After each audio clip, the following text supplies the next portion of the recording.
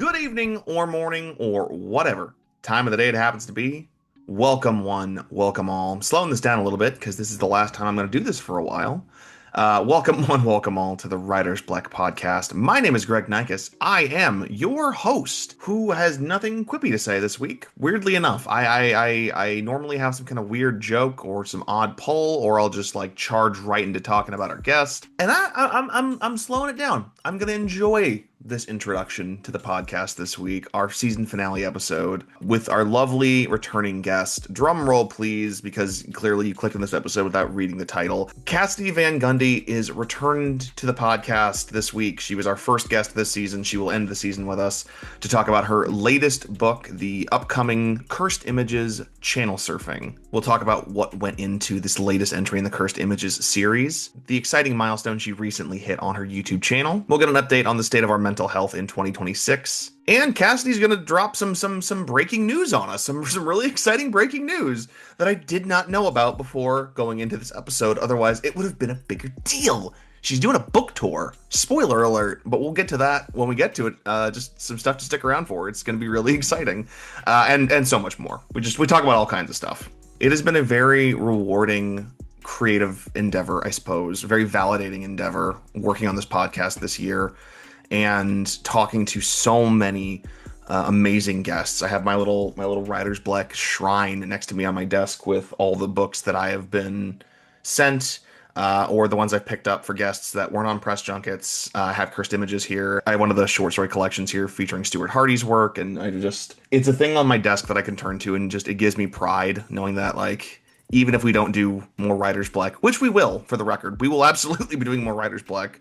But I can take pride in the project that I created, the product that I created, this fun thing that I started to talk about writing with my friend, and I've gotten to talk to so many amazing writers who have given me so much inspiration. And hopefully I will get something written. That's my goal by the end of 2026, is I want to have a book written that's not like an Agape and Eros book, which I still need to find an illustrator for. I do plan on having something finished this year, by the end of the year.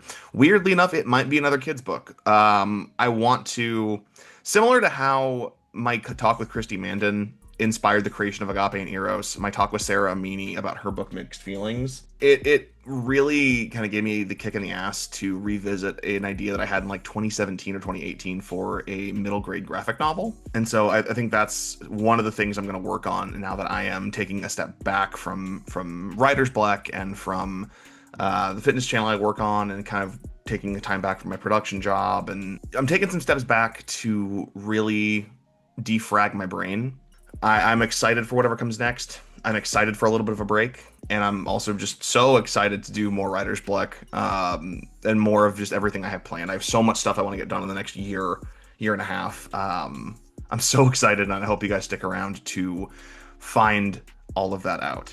If you're enjoying the Writer's Black podcast, please consider leaving us a review on Spotify, Apple Podcasts, or wherever you get your podcasts. Follow along with us over on social media. We are at Writer's Black Pod on Instagram, TikTok, YouTube, and Facebook. Send an email to writersblackpod@gmail.com if you want to get involved with the show. We'd love to talk to just everyone we possibly can. If you're a writer, if you know a writer, if you wanna have a chat, I am so game, man. I am so there. Let's go. Let's shit. We'll chat. We'll have a good old fashioned time. I'm doing like little fisty motions as if we're gonna box right now, and I don't know why I'm doing that, because we're not going to fight. We're going to have a lovely spirited debate. I guess if you want to box, I guess we can. We can do an episode while we box. Like that could be a fun little challenge. I need to be quiet. Without further ado, without further boxing nonsense from me, thank you all so much for tuning in to this episode and this entire season. Thank you so much. I will probably talk at you more at the end of the episode, but for right now, let's get into today's conversation with Kassidy Vangundy.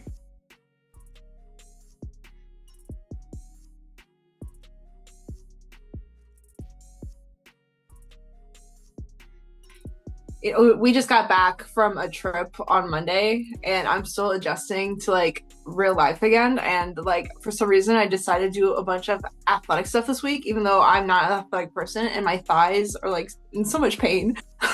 I hear you when it comes to the struggle bus. Like I'm fully in it too. God, I agreed to help a buddy of mine. He wants to start a fitness YouTube channel, and watching that and helping produce it, my brain's like, I should get back to like activity and I should get weights and stuff. And it no, what little I can do, my body wants to kill me for. So I Yeah. will continue to be a couch potato and I'll be happy with it. So Cassidy, last time you were on, you were chasing 1,000 YouTube subscribers. And at the time of recording, you now have 1.54 thousand subscribers. How are you feeling about that little milestone? I mean, it's great.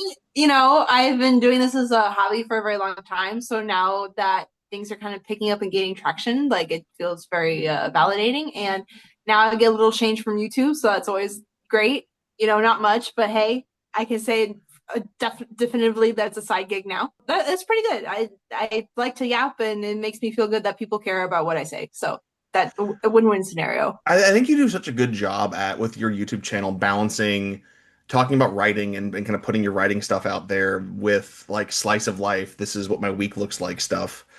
Is that ever a hard balance to find of what I'm going to talk about this week, or kind of what is that process like for you?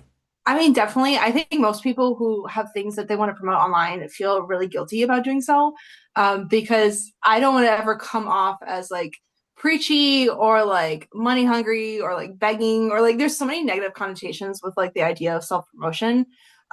So I think that's something everybody struggles with. And, you know, I like doing vlogs personally, but they are a lot more work than I think people realize in terms of just back end editing and things like that, and like actually taking moments out of the day to like have the impulse to record things, because like that doesn't come to me naturally at all. Like I'm the kind of friend that will go out or go on a trip and forget to take a single picture. So I've really had to train myself to kind of do that, but I also just kind of make things that I want to make, you know what I mean? So like I do a mix of like topical, somewhat gossipy author things that people should probably know about, or if they're on like threads or Twitter or something, fun topical things to talk about, then my personal life, and then book stuff. You know, just because I think people also like seeing who they're supporting, if that makes sense. A lot of the people that are more passionate about reading my stuff are the people who are interested as me in a person, you know? There's like not a lot of like looking beyond the veil, or like, you know, Wizard of Oz, they're like, oh, don't look behind the curtain or whatever. There's not a lot of that for authors anymore. You kind of have to be really transparent. So yeah, I think it's a fun thing. I don't think every author would agree with me. Um, but yeah, it helps to balance like who you are as a person versus here's my product, I want to sell it to you. It's hard to find that mixture, but it's kind of a necessity at this point. You're a horror writer. You're a well-known horror writer for our audience and just in the world. You're big time now, kid. That I don't like that I Okay, just thank said. you. Yeah, you're welcome. I don't like that I just said that. That sounded so like that's way beyond my normal level of cheese, but there we go. I feel like this year has been a very good year, I think, for horror as a whole, where you have things like the Iron Lung movie and Obsession beating out like Star Wars at the box office. It's such a good time, I think, for horror. Why do you think there's a suddenly this renaissance, I guess, for mainstream horror? That it's also kind of inspired by these indie darlings, let's say. I love that question. Thank you so much, because I think about this quite a bit. I like to say that horror is a fantastic genre because it puts a mirror to like what's going on in the current world. And it is a form of satire that I don't think everybody else really expects. Um, and so I think horror does the same thing as comedy where it can punch up, right? And I think with a movie like Obsession, right? It's an indie film, but it's also about like issues of consent and the dream girl of it all versus the girl you actually date, and like the blurring of all that kind of stuff. And we're living in a society that right now that's really regressed in terms of like gender relations, especially in straight relationships. For some reason, all these young men are, I don't want to generalize, but a lot of young men are really conservative and are falling back on these ideas that aren't the healthiest for their partners. So I think it makes sense for a movie like Obsession to come out in this day and age. For me, it's just, of course, that's a lot of undercurrent of tension in this conservative political landscape. And of course, they're going to make a movie like that. And then other horror, like I saw the Backrooms recently, and like talking about indie projects. I was big Backrooms fan even on the YouTube days. And a lot of that has kind of inspired my work personally in like this weird liminal space. And you know, at times I joke about like every time I open my New York Times app or my email on my phone or look at the news, some of the things I read just don't feel real anymore, right? And I think that horror and surrealism and magical realism, all that kind of stuff, is a great way for us to process these feelings when reality feels too real or feels too scary. Ironically, making pieces of media that invoke those same feelings but are contained within the space of a movie or a book can help people process that, right? I can feel the anxiety, but I can give it a place to go to. I can feel uncertainty, but then I could have it connected to this piece of thing instead of feeling that constantly every day, all day. So that's why I think it's popular now, just because everything's scary. And there's a lot of great source material right now. So Yeah, I'd rather face down Michael Myers than the current administration. So it's, it's literally. yeah. So I guess speaking of that, then you have a new book right around the corner. Cursed Images Channel Surfing will be here in August. What can you tell us about this latest entry in the Cursed Images anthology? And I guess for this one, you've made the decision to drift towards away from kind of the internet stuff onto TV. What inspired that choice? So I kind of have a goal where I want to view nostalgia through different decades. And again, with the first iteration of Curse Images, my nostalgia was connected to the internet and the early 2000s and what it was like to have this form of escapism online to a place that wasn't necessarily exactly safe. And what happens, like we were talking about, when reality is strange, but then you try to project and escape to a place that's even stranger. So that was my idea for everything. And then I kind of did that with social media because I feel like that's an easy avenue too. And again, I was personally nostalgic for it, but I quickly realized that most of my readership happens to be millennial people. And I am a baby millennial. My siblings are Gen Z. And so a lot of the younger people messed with the social media stuff, but not a lot of the older folks did. So I was like, okay, well, let me try the 90s thing. I was born in 95. I don't think I have enough street cred to really be like, oh, I'm super nostalgic for the 90s. But my husband's a bit older than me, so he kind of helped out a little bit with this 90s iteration. But I mean, it's sort of similar though. You have TV kids, right? You have kids that were raised on TV. And I think the 90s in particular is like the golden age of television, in my opinion. And I do remember having this sort of affiliation with the idea of like cartoon marathons and sitting in front of the TV for hours at a time. Again, not the best. Maybe my parents shouldn't have let me do that, but you know, it is what it is. So the feelings are still there, and I think that's something that a lot of people still feel nostalgic for because it's far enough in the past for you to feel warmth about it. Like with the social media stuff, I don't think enough time has passed for people to be like, "Oh man, I miss that." Right? And maybe it'll be different in like 10 years from now. Um, but the 90s one was really fun. I decided to give myself a bit of a challenge too and kind of frame it as like each story has not only like a specific toy or piece of technology it's about, but it's also a callback to a certain popular TV show. So one of the ones that I was just thinking about off the top of my head is one called Barbara, and the nostalgic item in it is like a Barbie Jeep, the ones you used to ride around in. But I was inspired by the show Power Rangers. So the twist of it is going to be a Power Rangers reference. So just like fun stuff like that. And I'm also really into found footage personally, like as something I like to consume. Like Blair Witch Project's one of my favorite horror films, even if it's a little cheesy. It's one of my favorites. Um, and so it's hard to translate found footage into written word though, because I feel like so much of found footage relies on the visual aspect of storytelling and like the glitchiness of a VHS tape being replayed and rewatched, you know. So I tried doing it here, and I feel like I've seen a lot of indie authors do found footage type books. And I don't know if this new one would really count because the main characters are rewatching tapes, but that's not necessarily the sole focus. So this is something I had this is kind of a dumb Greg question about the book because when I saw the premise of it, I started thinking like, what is the like weirdest, dumbest like TV thing that I was like that freaked me out as a kid because I was afraid of everything when I was a little kid, and I Yeah. remember there was something about I liked infomercials a lot, so I would like turn on the TV guide channel and like fall asleep in the basement. And I would wake Yeah. up and just something about the TV guide channel would just scare me like first thing when I woke up, and I don't know why. Did you have anything like that when you were a kid about like just television in general that just freaked you out? I mean, see, I kind of had the opposite sensation. So I will tell you embarrassing story from childhood. So me being really young, I didn't I had delayed communicational things. Like I wasn't talking at the same rate as my peers, and like my sister actually hit certain developmental milestones before I did. So I wasn't great at communication. But one of the things I used to do was like pretend like I was going into the TV. I would like, like Blue's Clues, they did the Blue's Yeah, Skidoo yeah, and they Blue's Skidoo. danced and then it would hop into whatever. So my mom told me she would catch me doing that little dance and trying to hop into toy catalogs, like for Toys R Us and stuff like that, right? So I couldn't really differentiate between the two.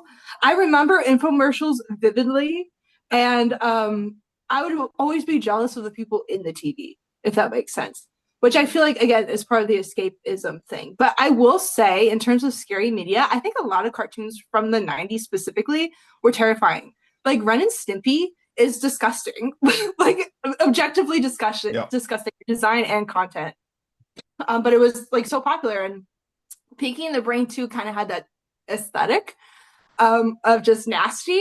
So I don't blame anybody for being scared of any sort of piece of media from the '90s, even if it was like just an infomercial, because some of them were really bizarre. So in I guess the research for this new book, what is the weirdest thing that you Googled while you were trying to like prepare the new book, you think? Maybe not the weirdest thing I Googled, but I tend to like, I had to binge watch a lot of TV shows for this, and one of the shows that I like vaguely remembered existing that I actually found, I think on Peacock. Do you remember like Double Dare, like that game show? Yeah, I love Double Dare. Well, Double Dare's in the book, and I had to watch like the entire first season of Double Dare just to like convince myself that it was real again.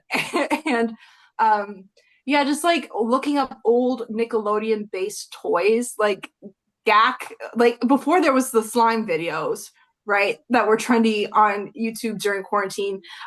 They had Gak, and it was essentially the same thing, but like '90s coded. And I I was looking at all these remember weird. this. Yeah, yeah. It's Sorry. crazy. So a lot of it was just looking up like old toys and things. Nothing too gruesome or serious. Because I know a lot of horror authors will be like, Google what happens when you get decapitated, like how many quarts of blood spill out. No, that's not me. I'm more of like, is this memory real or am I just completely making this up? So this is the fifth book that you've published independently. Is that correct? Yes. What is one lesson that self-publishing has taught you that nobody else like warns you about as a writer? I have like a generic answer, and then I have, I think, a more self-focused one. I mean, a lot of people talk about like how much work it is behind the scenes, but I don't think people really get into the gravity of like, oh wow, I have to do everything by myself. No, you can like hire people to do things for you, and I do that. Like, I don't do my own cover art because I don't have that skill at all. I give my ideas to someone that is also a South Bend native, and she kind of just does everything for me and creates these things that I couldn't do by myself. But in terms of like what we were talking about before with the YouTube channel, like I am like my own PR person. I'm responsible for every single thing. And if any one thing goes wrong, it's on me. I can't be like, oh dang, my publisher forgot to do that, or damn, my agent didn't do this for me. Everything is a reflection of me. That being said, I think there is a lot more room for quote unquote personal branding, and I hate that term. But that's the term that my friends use because they're in business spaces. So I don't know what else to use. The same way that everything is on you, every element is you. You know what I mean? Mm. The art, even though I run it out, even though, I pay someone to do it for me, it's still me, right? And everything I post is still me. I'm not great at making Instagram posts, but I try my best to make things look visually interesting, at least in my opinion. What I read is part of me. What I make is part of me. My failures are part of me, and your failures will be out there for the world to see. You know what I mean? And I think that can be daunting for a lot of people. But also, the liberating part is that nobody really cares.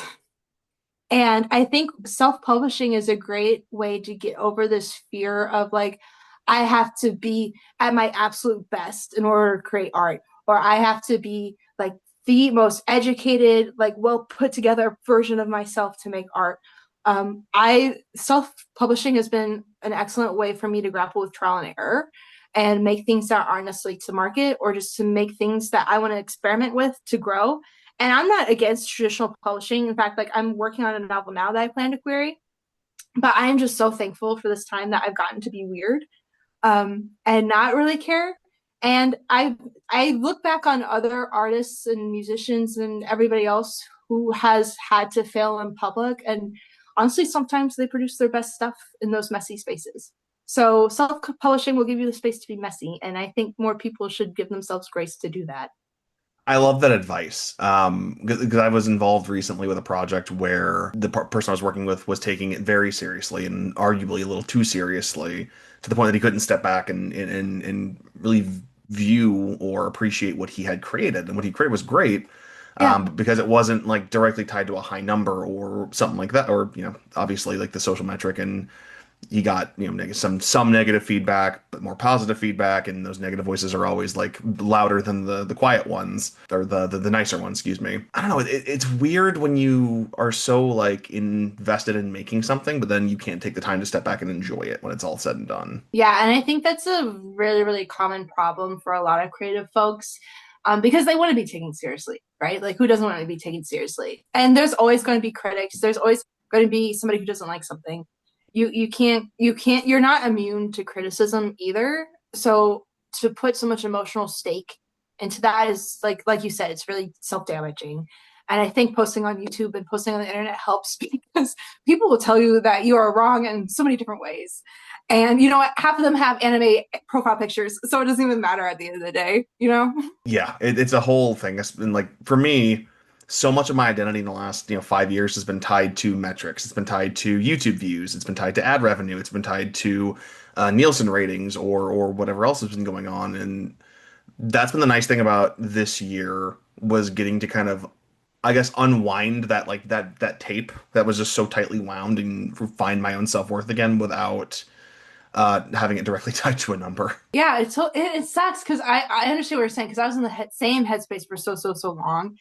And honestly, I think turning 30 and being in my 30s is helping with that. But at the same time, like even that's artificial, right? Because so many people with money just buy bots and boost their numbers anyway. Like nothing is real. And the sooner you realize that, the more liberating it is. You know what I mean? Yeah, you just got to enjoy your life. Just do what you want to do, and have a good time doing it. Yeah. I guess kind of talking about my mental health issue, not maybe not issues, but last time we talked, we talked a little bit about mental health, and I'm just curious, have you gotten kinder to yourself in the last almost year? I think so. Yeah. I mean, I did I say this on our podcast, but I recently like I got medicated for an issue that I've had. Mm, And the medicine's been great. It's good. been fantastic. And I think sometimes there's so much weight around getting a diagnosis and recognizing, oh shit, there's a problem. Even if you intuitively feel it for a very long time, and you know you're different, but you can't figure out why. Getting the diagnosis and learning about family history, and even sometimes, like me personally, the person in my family that has the same diagnosis as I do, we do not get along. We don't speak anymore, actually. So there is this added weight of being like, oh my God, I'm like that person, right? Which isn't true. Chemically, maybe, yeah, but like identity wise and personality wise and values wise, no, completely, completely different. But yeah, I don't know. I am kinder to myself because I recognize that I exist within a flesh prison, and my flesh prison is just programmed a little bit differently than somebody else's flesh prison. And when you look at things like that and you just make adjustments to your daily life to make things easier for you, I mean, I think it loses a lot of the emotional weight to it. But again, it's like a whole process, and it's not something people can like just overnight. You know what I mean? Yeah. Flick on and off. But yeah, I would say yes. I'm being a lot kinder to myself. So you opened the season with us, and I think it seems very nice and symbolic that we're closing it with you.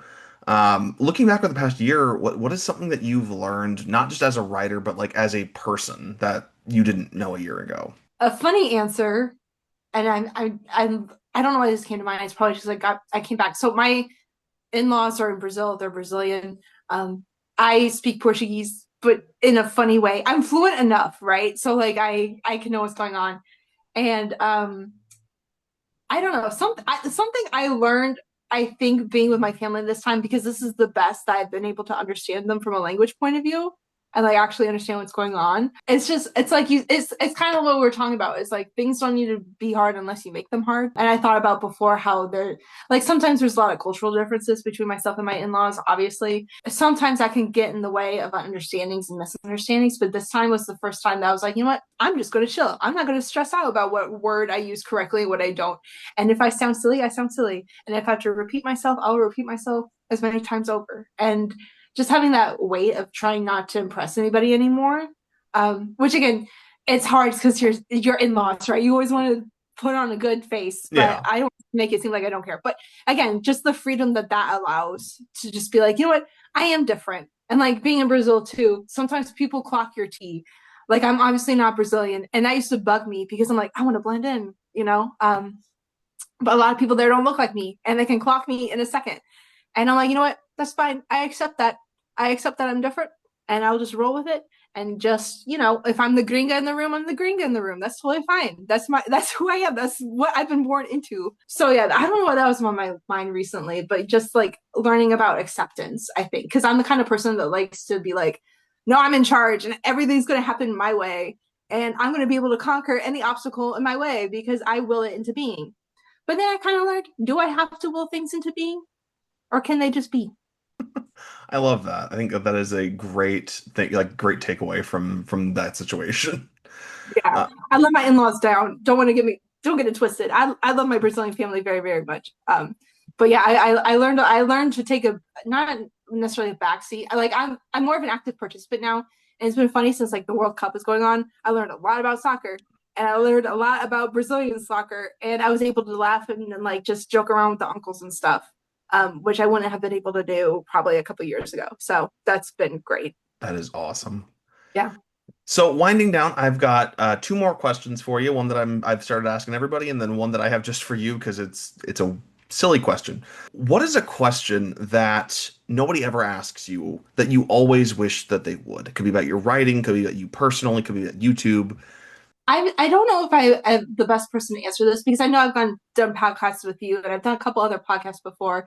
I'm just now kind of doing like interviewee type stuff.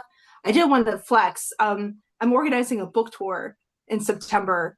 I know it's my first book tour ever, and I'm very, very, very, very excited about it. So You buried the hopefully, lead. what? We Yeah, should sorry. open with that. I know. I apologize. No, please. I haven't posted about it yet, but I just got final confirmations on the last bookstore. I'm going to be in different cities in Michigan. I'm going to be in South Bend, and then I have a couple places in Chicago I'm going to be at. And again, doing all that all myself and just cold calling places and being like, please take a chance on me. I'm not that weird, I promise. I don't have a lot of experience talking with people besides my internet friends who do podcasts with me. So I haven't gotten a lot of questions. But I've noticed that a lot of people don't really talk about like influences as much. I think it's really important. And we talked about this with Taylor last time. So you're the exception to this. But I feel like a lot of people don't ask, like, okay, well, what are you reading? What inspirations have you drawn from? Who would you say is comparative to your work? Or like who really, you know, I don't know. And some people take that as a marketing question, but I'm genuinely passionate about reading and writing.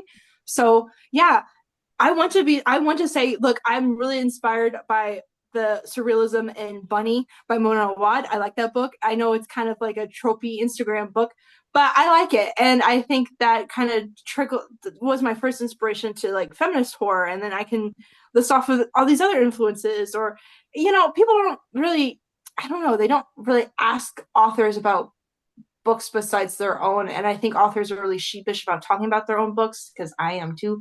But if I can deflect and say, like, oh no, this is definitely inspired by this, and this, and then it's an easier pitch than me having to talk about my own book. So that's, I guess, a little defensive questioning, I guess, and indirect. But yeah. I know for me, I've been pretty obsessed with a series called Dungeon Crawler Carl this last year, Oh my and God, yes. yeah, and in that last, it just exploded. It's like it's everywhere now, And I feel like I got on the bus late as it was, but then like the second I got on, I'm like, okay, we're pulling up from the station. Then the explosion happened of like everyone knows this book and it's amazing and everyone loves it. And I'm like, okay, well, I thought I was cool for 5 minutes. I haven't read Judgment Call Carl yet. I'm literally staring at my copy that I bought, literally on my TBR pile in front of me right now. So I haven't read it either. So I'm further behind than you are. But at the same time, there's nothing wrong with enjoying something that's popular. You know what I mean? Like we don't Mhm. always have to be niche, like cool hipster type people all the time. Like I That's listen fair. to pop music. I'm not unique. I recognize that 100%. I'm not unique, but that's okay. I'm enjoying myself. So Yeah, that's a good point. That's a good point. So I guess winding down then. We're kind of running low on time. I hope we've had a hope we had a good conversation. yeah, But I'm curious. You have had a lot of different hairstyles over the years. yes. I was gonna go two ways with this. I was either gonna have one ask you to rank your top five hairstyles, It, or B ask what's next for the hair. I will let you decide which one. okay, I will tell you this. I never know until I'm in the chair. Like I don't plan this thing. It's so funny you say that because people have made comments about that, especially women. And they're like, "Oh, you're so brave. I can never get that done." I'm like, "Girl, I'm not brave. I'm just bored." Like, also, hair is not permanent. Hair grows back. Like, you know, I don't know. So it's so funny you brought that up. Right now, I love the blue underneath. It's very Um, cool. thank you. I really enjoy this. It feels more connected to my identity, who I am now.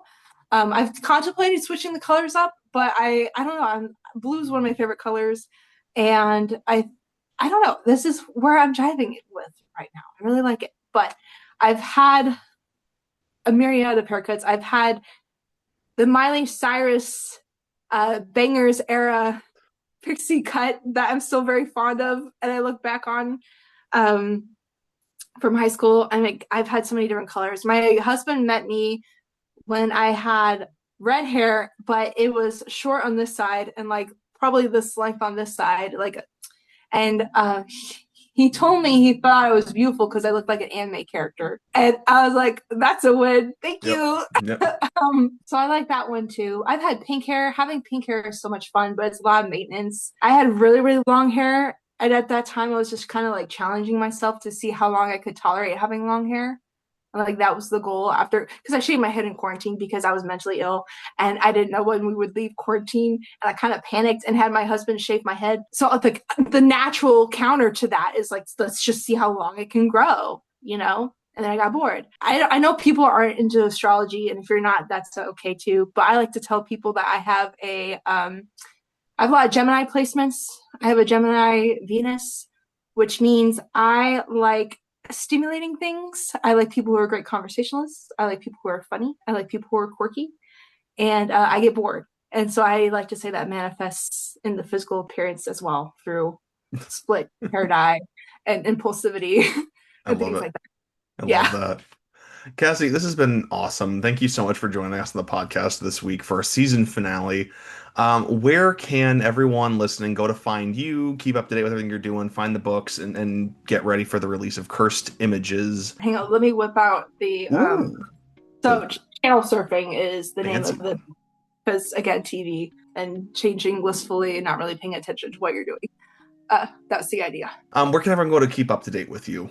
Okay, so I am on Instagram and Threads at Writing with Cass.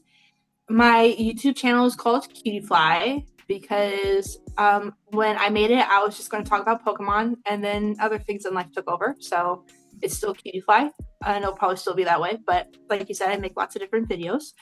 And I'm on Facebook. If you want to follow my author account, it's Kassidy Vangundy author. I have my personal one, but I don't necessarily really need to advertise that, I guess. I don't know.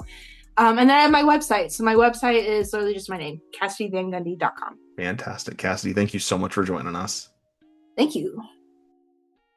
Thank you, Cassidy, so much for joining us on the podcast this week. It was a blast getting to catch up with you. Guys, please go check out Cassidy's work. Cursed Images channel surfing will be out in August, but there's so much more from Cassidy that you can find over on her website, KassidyVangundy.com. Get caught up before the new release, you know? Get get caught up on all of her all of her works, and be on the lookout for her book tour. I'm super pumped about that because that's just such a cool thing that she's doing. I'm so proud of my friend, and I'm so looking forward to seeing what comes next from her. So yeah, awesome, cool, love it. And I love all of you. Thank you. I'm in such a good mood today. I am so like when I do these, normally it's like I've been editing for hours and it is like normally I've had a whole day. Normally it's like 11 o'clock, 11:30 at night when I'm recording these, and you can tell when I sound exhausted. Apparently I sound like I'm inconvenienced or mad is what I've been told. So I need to record these earlier when I'm bright-eyed, bushy-tailed, and highly caffeinated, it turns out.